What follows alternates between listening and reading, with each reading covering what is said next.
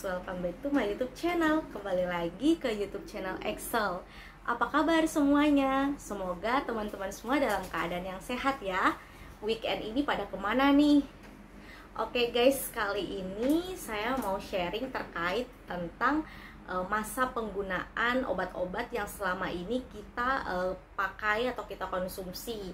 Contohnya seperti obat-obat yang diresepkan dari dokter dalam bentuk sediaan puyer atau pulveres, sirup, tetes mata, tetes telinga, atau tablet yang telah dibuka dari kemasannya.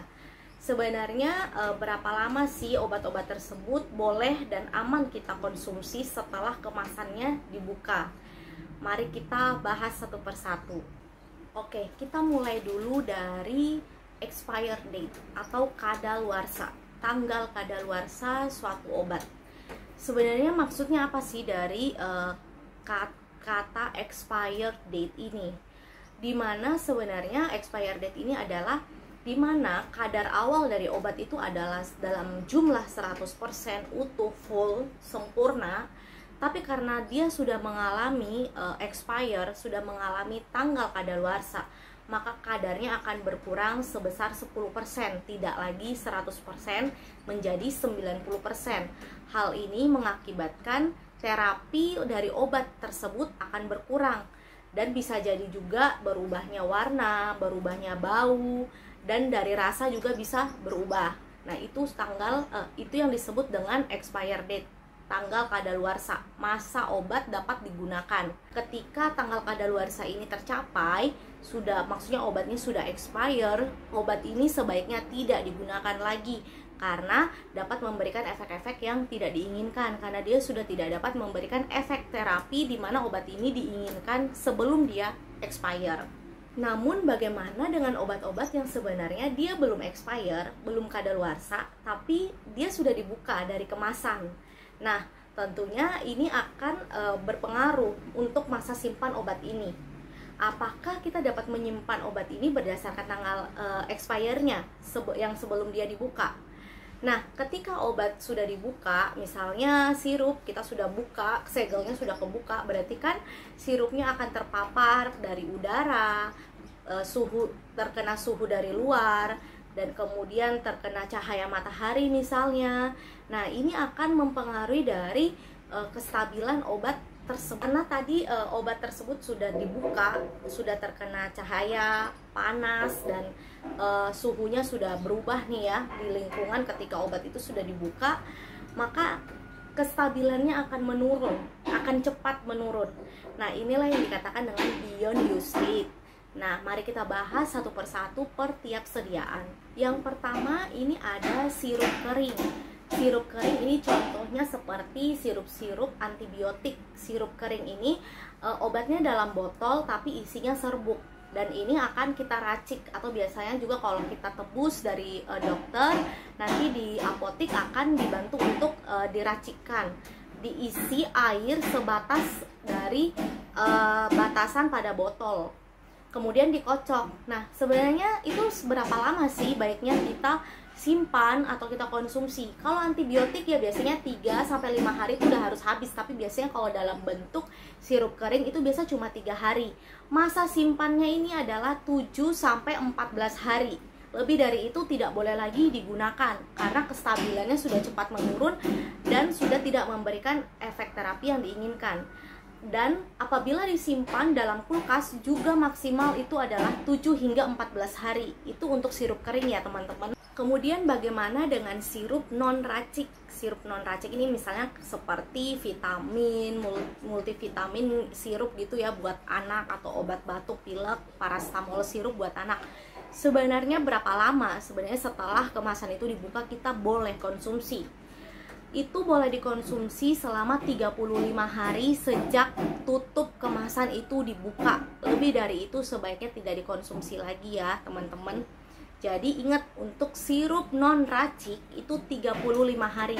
Atau bisa juga di tiap kemasan biasanya itu ada informasi mengenai lama obat itu disimpan setelah kemasan dibuka. Jadi teman-teman, ibu-ibu di rumah itu bisa ketika membeli obat buat anak, buat diri sendiri, boleh tuh dibaca di kemasannya, dibaca di brosurnya untuk lama simpan obat tersebut. Tapi untuk aturannya, setelah obat sirup tersebut dibuka kemasannya, maka umur simpan obat tersebut adalah 35 hari ya teman-teman.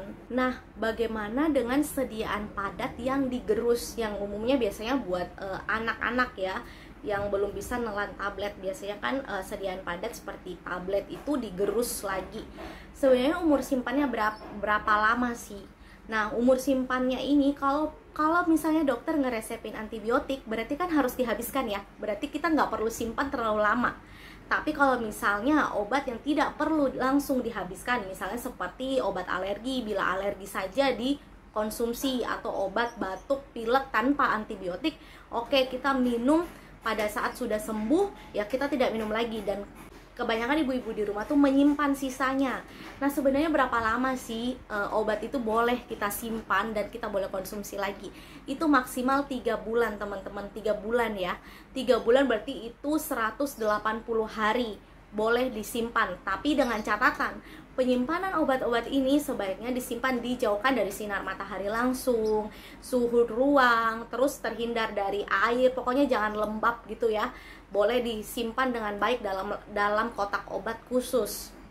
Nah, bagaimana dengan sediaan semi padat yang mengandung air, yang dimana kalau dibuka itu pasti cepet banget ya kadarnya turun, kestabilannya berkurang. Contohnya kayak gel, salep, dan krim. Itu sebenarnya berapa lama sih masa simpannya setelah dibuka? Biasa tuh kita beli salep gitu ya buat misalnya kulit gatel, tapi ternyata pakai 2-3 kali udah oke nih, kulitnya udah sembuh gatelnya. Disimpan tuh salep sampai berbulan-bulan, sampai expire-nya masih lama nih, masih bisa dipakai nih, tahun depan masih kalau gatel lagi bisa dipakai. Jangan salah, ternyata sediaan semi padat, sediaan topikal itu maksimal untuk disimpan dan digunakan lagi itu selama 1 bulan atau 30 hari guys. Jadi lebih dari itu nggak boleh digunakan lagi. Kemudian bagaimana dengan tetes mata dan tetes telinga? Terkadang juga kita beli tuh tetes mata, tetes telinga nggak habis kan? Wah sayang nih kalau dibuang, mana tau besok kena lagi gitu ya, sakit mata apa sakit telinga. Udah simpen aja, nanti kita pakai, lihat expirednya, wah masih lama, masih bisa nih dipakai gitu ya. Ternyata umur simpan dari sediaan tetes mata atau tetes telinga ini cuma selama 4 minggu guys, jadi 28 hari. Obat ini ketika dibuka maka dia semakin mudah terpapar dengan mikroba. Jadi obat ini harus disimpan sebaik mungkin. Dan ingat, pokoknya baiknya tuh kalau misalnya terima obat itu dikonsumsi, dipakai pertama kali, baiknya memang kita catat tuh tanggal pertama kali dibuka. Jadi tahu nih, wah udah sebulan lebih nih, nggak boleh lagi dipakai ya guys. Jadi memang maksimal untuk sediaan tetes mata dan tetes telinga ini cuma dipakai selama 28 hari, 4 minggu. Nah, bagaimana dengan sediaan suspensi? Sediaan suspensi ini mirip-mirip dengan sirup, tapi beyond use date setelah dia dibuka berbeda ya guys.